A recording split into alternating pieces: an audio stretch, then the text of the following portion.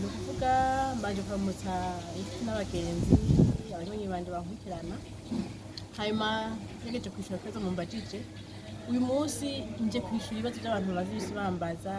abakunzi banje ndashikiriza inyigisho bikomeye cyane ku rubuga rwanje hariho rero batahatahura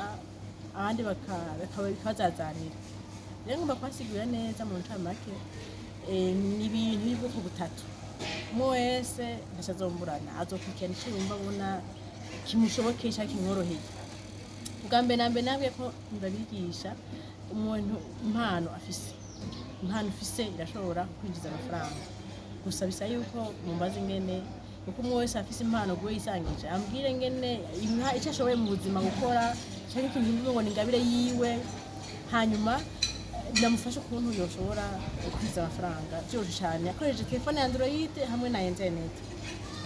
kandi nk'abantu nyene mu rwego nyene ndiko ndavuga harimo n'abantu bafise ibintu bakora barima badandaza ibintu baproduiza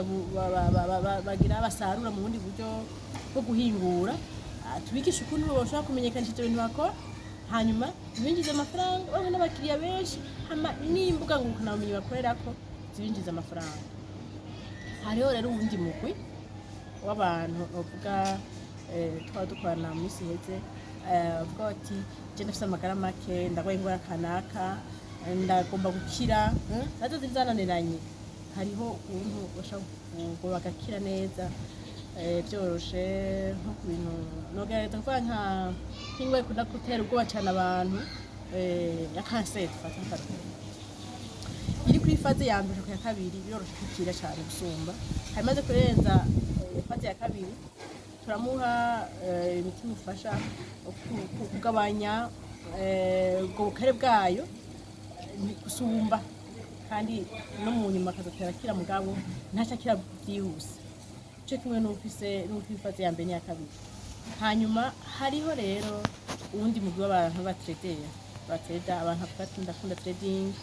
abanye byo gukorana n'ifaranga nkoranabuhanga ninjiza amahera ndi aho ariho hose nkoresheje imitahe yanje bakoresheje nayo kimwe nababwira banki digitale ngendanwa yiwawe ubika mu tuzi bw'iwawe bari wenyine wewe byose ubyikorera ukinjiza amahera aho uri hose umwe wese ushakiye rero mbanzobigisha mu buryo butatu ni ukuvuga rero umugwi wa mbere ukurikirane urubuga rwitwa twungurane ubwenge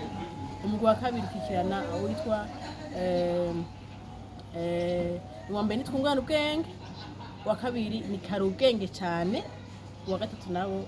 nzobaha kuri WhatsApp none nabo nyene nashyize kuri WhatsApp bashaka kuntu byandashe kuri WhatsApp hanyuma tubone tugenda neza nta n'umwe azobura